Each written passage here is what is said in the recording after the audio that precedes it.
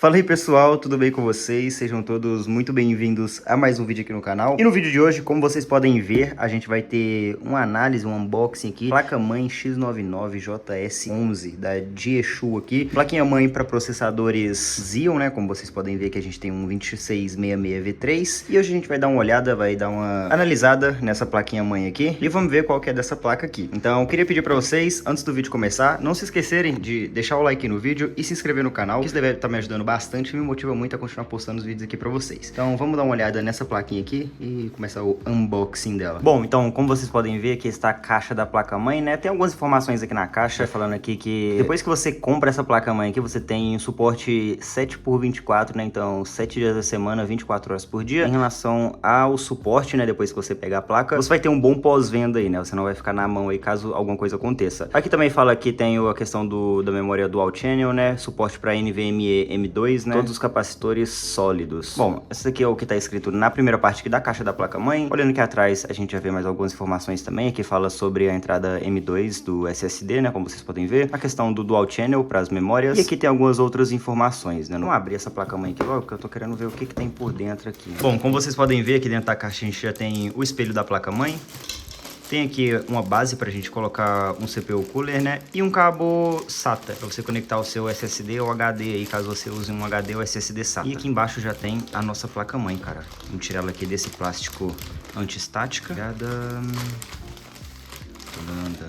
Caraca, olha que placa-mãe bonita, mano. Bom, então, como vocês podem ver, essa daqui é a placa-mãe, cara. Cara, bem sincero com vocês, questão de estética, não tem nada o que reclamar, viu? Uma placa-mãe muito bonita, tem aqui esses detalhes. Ela é toda preto e vermelho, né? Toda com os detalhes preto e vermelho. Placa-mãe do Flamengo, cara. Muito bonita. Gostei, se você torce pro Flamengo aí. Já é a placa-mãe pra você comprar pra botar no seu PC. Bom, aqui como a gente pode ver, né, algumas características da placa-mãe, ela tem aqui um dissipador nos VRMs que é bem grande. Isso daqui é um ponto bem interessante, um ponto bem positivo, porque os íons que a gente vai usar nessa placa-mãe aqui, né, alguns têm um consumo extremamente alto, puxando ali 135 watts de TDP. Então a gente tem um dissipador aqui de calor nos VRMs, faz bastante diferença, principalmente nesse tipo de kit. Aqui embaixo também tem um dissipadorzinho do chip da placa-mãe aqui embaixo. Aqui a gente pode ver que a gente tem as 6 entradas para SSD ou HD, né? Caso você queira utilizar aí muitos HDs ou SSDs, você vai ter essa possibilidade que tem 6 conectores SATA. A gente tem aqui embaixo também 2 conectores para SSD NVMe, né? Então a gente consegue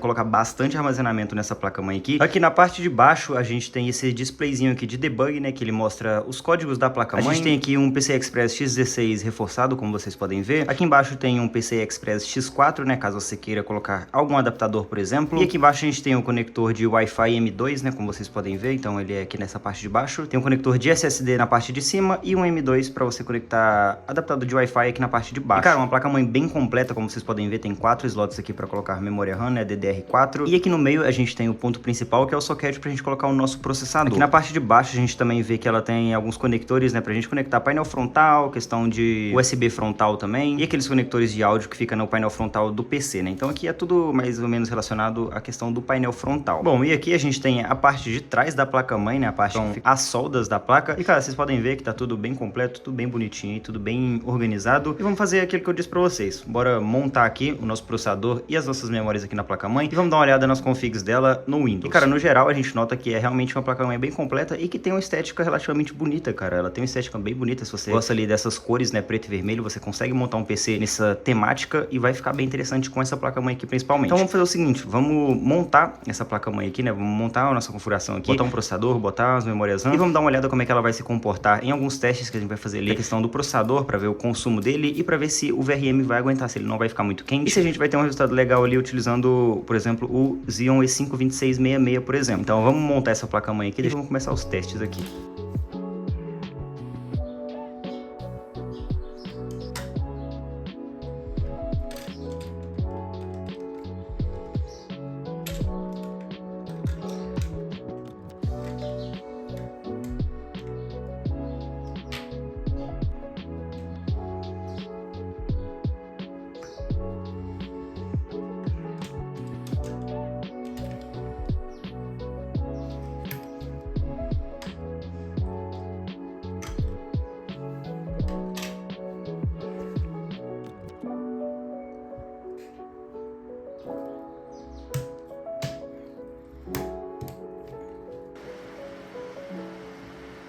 Bom, então como vocês podem ver, aqui está a nossa placa-mãe montada e sendo bem sincero, pessoal, ela é muito bonita, cara. É realmente uma placa-mãe que tem uma estética bem agradável, a estética dela é realmente muito bonita, isso aí não existe como a gente questionar. E ficou até que legal, cara. Combinaçãozinha preto e vermelho junto com o gabinete, o resto das coisas brancas. Combinou também com o RX 550 que a gente vai usar aqui, que vai ser só pra dar vídeo, né? Obviamente, caso você não saiba, você precisa saber disso. Processador, placa-mãe que é utilizada com Xeon, no caso, você não vai conseguir usar vídeo integrado, você vai precisar de uma placa de vídeo, né? Pelo menos esses modelos E5 aqui, você não vai conseguir usar vídeo integrado. Tem os modelos lá E3, 1230, 1225, 1245, que você consegue usar o gráfico integrado deles, mas esses Xeons aqui não tem gráfico integrado, então necessariamente você precisa de uma placa de vídeo. Então vamos esperar o PC acabar de iniciar aqui, né? Porque tá iniciando pelo HD. A gente vai dar uma olhada aqui, ver algumas questões de temperatura da placa-mãe. Vamos ver como é que ela se comporta aqui em alguns testes que a gente vai fazer. O PCzinho aqui já iniciou, vamos abrir aqui os aplicativos pra gente testar. Bom, aqui já está o CPU Zen, né? Algumas informações da nossa placa-mãe, como vocês podem ver, ela tá aqui, como vocês acabaram de ver. Aqui ela já tem escrito aqui primeiro Jieshu, modelo X99JS11, que é o nome da nossa placa-mãe.